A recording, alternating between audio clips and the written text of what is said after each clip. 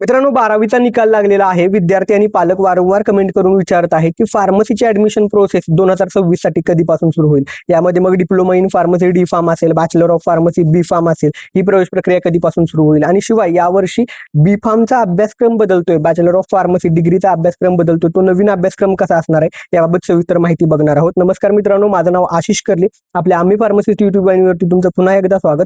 आणि आपल्या चॅनलवरती आपण फार्मसी करिअर, ॲडमिशन, औषध, आरोग्यविषयक अशी माहिती मायबोली मराठीतून देतो. महाराष्ट्रातला सगळ्यात पहिला आणि सर्वात मोठा YouTube चॅनल आपला आहे. लवकरच आपले 1,00,000 सबस्क्रायबर पूर्ण होतील. त्यामुळे तुम्हाला फार्मसी ॲडमिशन बाबत जे काही सविस्तर अपडेट हवं असतील, ऑथेंटिक अपडेट असेल, तर आपल्या चॅनलला नक्कीच सबस्क्राईब करा. सर्वांसोबत हा व्हिडिओ शेअर करा.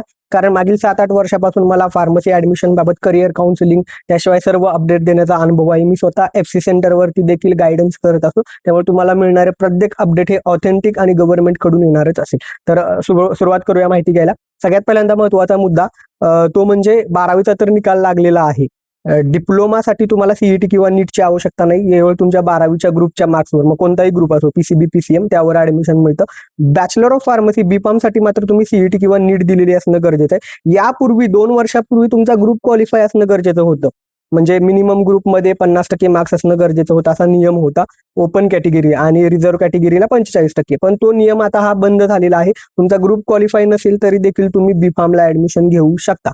फक्त एवढाच मुद्दा आहे, तुम्ही सीईटी किंवा नीट दिलेली असणं गरजेचं आहे. त्यामुळं सीईटी नीटचा निकाल आल्याशिवाय बी-फार्मची प्रवेश प्रक्रिया सुरू होत नाही. आणि डिप्लोमाची प्रवेश प्रक्रिया एक साधारणपणे अजून 15 ते 20 दिवस वेळ जाईल, त्यानंतर समजेल. दरम्यान आता जो वेळ आहे त्या वेळामध्ये तुम्हाला आवश्यक असणारी सगळी कागदपत्र काढून घेणं गरजेचं आहे. यापूर्वी मी कोणती कागदपत्र लागतात, ती कागदपत्र कशी काढून घ्यायची याबाबत एक सविस्तर व्हिडिओ बनवलेला आहे. त्याची लिंक खाली डिस्क्रिप्शनमध्ये देतोय, तो व्हिडिओ पहा. त्याशिवाय बी-फार्म, डी-फार्म सगळ्या कोर्स बाबत ती प्रवेश प्रक्रिया कशी होते यावर पण सविस्तर व्हिडिओ बनवलेला आहे. कॅप राऊंड काय असतो, कसे होते, तो देखील व्हिडिओ बघून घ्या. आणि अभ्यासक्रम जो बी-फार्मचा बदललाय तो यावेळेस खूप नवीन आणि चांगला अभ्यासक्रम आलेला आहे, की ज्यामध्ये आर्टिफिशियल इंटेलिजन्स जे आहे, कृत्रिम बुद्धिमत्ता, त्याचा समावेश केलेला आहे अभ्यासक्रमामध्ये, जो की पुढे इंडस्ट्रीला कसा कामी येईल. त्यामुळे बी-फार्मचा नवीन बदललेला अभ्यासक्रम या वर्षीपासून लागू होतोय. ठीक आहे. त्या अभ्यासक्रमाची PDF फाईल देखील मी आपल्या टेलिग्राम चॅनलवरती टाकून देतोय. डॉक्युमेंट कोणते कोणते लागतात, तर लक्षात ठेवा, सगळ्यांना लागणारी कॉमन डॉक्युमेंट तुमचा 10th रिझल्ट लागेल. 10th बोर्ड सर्टिफिकेट पण लागेल. जसा रिझल्ट असो तसं बोर्ड सर्टिफिकेट असतं, ज्यावरती प्रमाणपत्र लिहिलेलं असतं. 10वीच्या स्कूलमधून अजून कलेक्ट केलं नसेल तर ते कलेक्ट करून घ्या. 12वीचा रिझल्ट लागेल, जो की आता रिझल्ट आलेला आहे. त्याची रिझल्टची कॉपी तुमच्या कॉलेजमध्ये मिळेल, ती देखील लागणार आहे. नॅशनॅलिटी डोमासाईल सर्टिफिकेट लागेल. जर तुमच्या LC लिव्हिंग सर्टिफिकेटवरती नॅशनॅलिटी इंडियन असेल आणि महाराष्ट्रातला तुमचा बर्थ असेल तर तुम्हाला वेगळं डोमासाईलची आवश्यकता नाही. पण आता वेळ आहे, डोमासाईल सर्टिफिकेट लगेच निघून जातं, ते देखील काढून घ्या.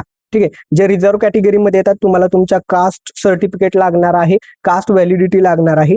जे नॉन क्रिमिलियर मध्ये येतात, जसं की OBC असेल, SEBC, SBC, यांनी तुमचं नॉन क्रिमिलियर एक्सपायर तर झालेलं नाहीये ना, हे चेक करा. आणखीन एक महत्वाचा मुद्दा, मागील 2 वर्षापासून महाराष्ट्रात SEBC मराठा आरक्षण लागू झालेलं असल्यामुळं मराठा समाज हा ओपन कॅटेगरीमध्ये येत नाही. पूर्वी ओपन कॅटेगरीमध्ये येत होता, त्यामुळे EWS होतं.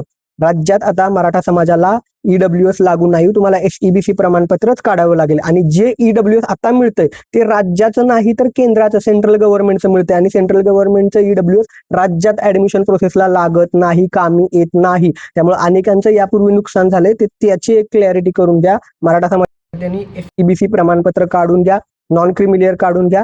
कास्ट व्हॅलिडिटीसाठी वेळ दिला जातो, ते देखील प्रोसेस आता करायला तुम्ही सुरुवात करून घ्या. जे कोणी माजी सैनिक किंवा आर्मीमध्ये जे त्यांचे पालक आहेत, त्यांनी देखील ते प्रो फॉर्मा जे लागतं तुम्हाला डिफेन्स मधला, आर्मी मधला, त्यांना देखील रिझर्व्ह आरक्षण असतं. तर ते देखील तुम्ही डॉक्युमेंटची प्रोसेस करून घ्या. हे जे काही महत्त्वाच्या गोष्टी लागतात त्या काढून द्या. जे डॉक्युमेंट असतील त्याच्या सगळ्या PDF स्कॅन कॉपी करून ठेवा, झेरॉक्स कॉपी काढून ठेवा. कधी लागतील त्यावेळेस ऐनवेळी तुमच्याकडे उपलब्ध राहतील. बाकी ऍडमिशन प्रोसेस कशी होते, काय असतं याबाबत ऑलरेडी व्हिडिओ बनवलेत, त्याची लिंक प्लेलिस्टमध्ये देतो. अजून तुमच्या शंका असतील त्या कमेंट करा. बऱ्याच जणांना शंका असते की ग्रुप क्वालिफाय नसेल तर चालेल का, तर तो ग्रुप क्वालिफाय क्रायटेरिया अगोदर होता, आता नाही. त्यामुळे कमी मार्क्स असतील तरी ऍडमिशन होईल. मात्र ऍडमिशन घेत असताना काय गोष्टींची काळजी घ्यायची, कॉलेज निवडताना काय काळजी घ्यायची, जशी जशी ऍडमिशन प्रोसेस सुरू होईल, कधी फॉर्म भरायचा काय, ते सगळं अपडेट वेळोवेळी दिलं जाईल. खाली एक व्हॉट्सअप ग्रुपची लिंक देतो, तो जॉईन करा. तिथं महत्त्वाचं अपडेट दिलं जाईल. आपलं जे पर्सनल काउन्सिलिंग केलं जातं त्याबाबतचं देखील मार्गदर्शन, त्याबाबतचं देखील प्रोसेस काय कधी सुरू करू त्याबाबत सगळं सविस्तर सांगितलं जाईल. टेलिग्राम चॅनल जॉईन करा. चॅनलवरती तर सगळं अपडेट वेळोवेळी दिलं जाईल. त्यामुळे चॅनलला सबस्क्राईब करून ठेवा. तुमचे मित्र नातेवाईक असतील त्यांच्यासोबत शेअर करा. अभ्यासक्रम बदललेला आहे, चांगला अभ्यासक्रम आहे. तुमची बॅच लकी असणार आहे की ज्याला नवीन अभ्यासक्रम इंडस्ट्रीमध्ये ज्या गोष्टीची गरज आहे आर्टिफिशियल इंटेलिजन्स तो टॉपिक इन्क्लूड केलाय, त्यामुळे तुम्ही लकी आहात. फक्त बीफार्मचा अभ्यासक्रम बदलतो, डिप्लोमाच्या बाबतीत अजून काही अपडेट आलेलं नाहीये. डिप्लोमाची ऍडमिशन प्रोसेस पुढच्या 20-25 दिवसात सुरू होईल. डिग्रीची ऍडमिशन प्रोसेस साधारणपणे जुलैच्या मिडला किंवा जूनच्या एंड पर्यंत सुरू होण्याची शक्यता आहे. इन्स्पेक्शन झालेले आहेत बऱ्यापैकी. मागच्या 2-3 वर्षापासून फार्मसीची ऍडमिशन प्रोसेस उशिरा होते, त्यामुळे कोर्टानं सांगितलेलं आहे की इथून पुढे लेट करायचं नाही, सर्वांसोबतच ऍडमिशन प्रोसेस व्हायला हवी. त्यामुळं आशा करूया यावर्षी ऍडमिशन प्रोसेस लवकर सुरू होईल. जे काही अपडेट असेल ते वेळोवेळी तुमच्यापर्यंत पोहोचवलं जाईल. तुम्ही व्हिडिओ शेवटपर्यंत पाहिला त्याबद्दल खूप खूप धन्यवाद. आणि व्हिडिओला लाईक करा, हाईप नावाचं बटन आहे ते दाबा. तुमचे मित्र नातेवाईक 12वीला कोण झालेले विद्यार्थी असतील त्याच्यासोबत हा व्हिडिओ शेअर करायला विसरू नका. धन्यवाद. थँक्यू.